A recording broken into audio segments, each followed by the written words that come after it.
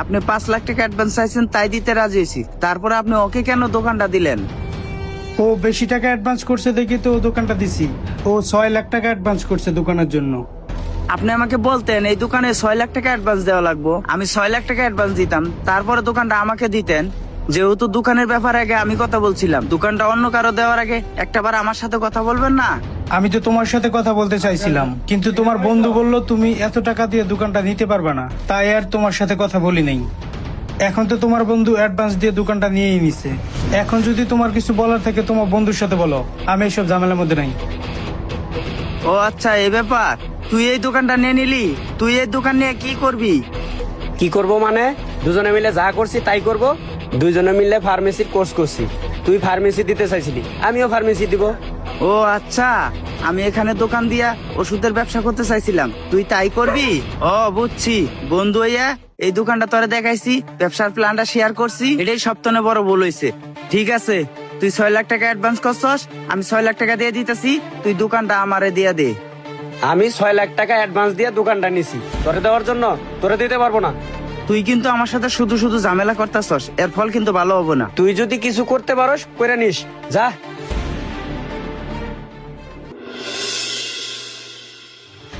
ওয়ালাইকুম আসসালাম।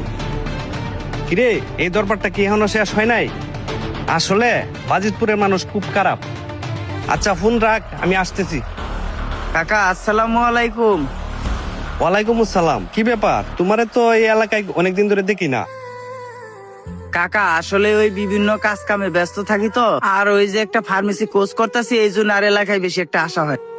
তো কাকা আইছিলাম আপনার কাছে একটা কারণে। ভাতিজা, কি সমস্যা, কি কারণে আইছো? কাকা, বাইজুতপুর পরিষেবা মোড়ে একটা দোকান নিতে চাইছিলাম। দোকানটা নিয়ে ভাবছিলাম একটা ওষুধের ব্যবসা করব, কিন্তু দোকানটা আমি নিতে পারলাম না। কেন দোকানটা নিতে পারলাম না কেন, কি সমস্যা?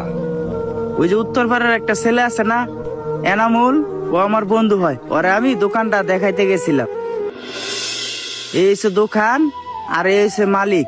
5 লাখ টাকা অ্যাডভান্স লাগবে এই দোকানে, দোকানটা নিলে কেমন হয়? কি 5 লাখ টাকা অ্যাডভান্স দিয়ে এই দোকান নিয়া ওষুধের ব্যবসা করবি? এই দোকান কি চলবো?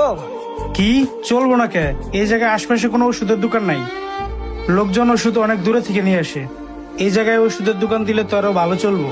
শুনছস, এলাকায় কি কইলো?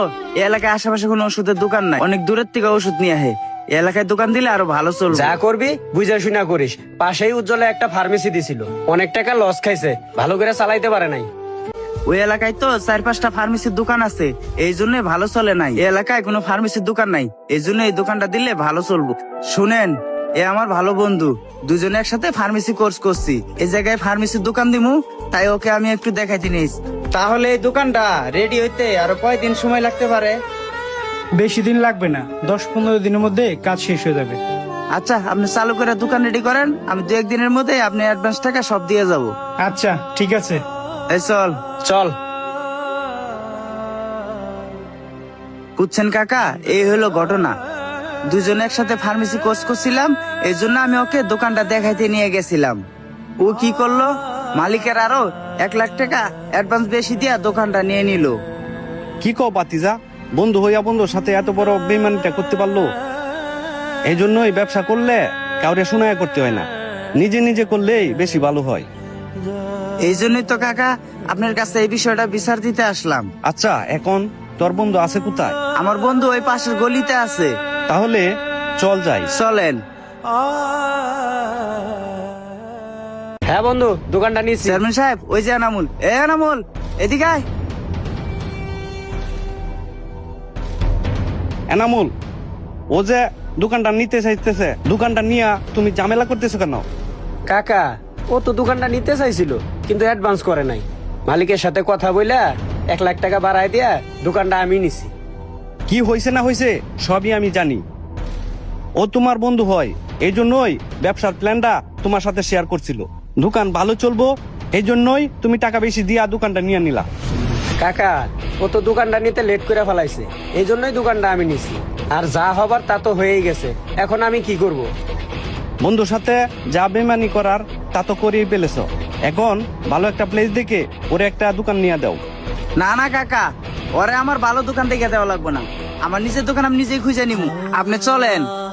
গাইস, এই সমাজে কিছু বন্ধু আছে যাদের কাছে ভালো কিছু শেয়ার করলে তারা এই জিনিসটা লুপ সামলাইতে পারে না।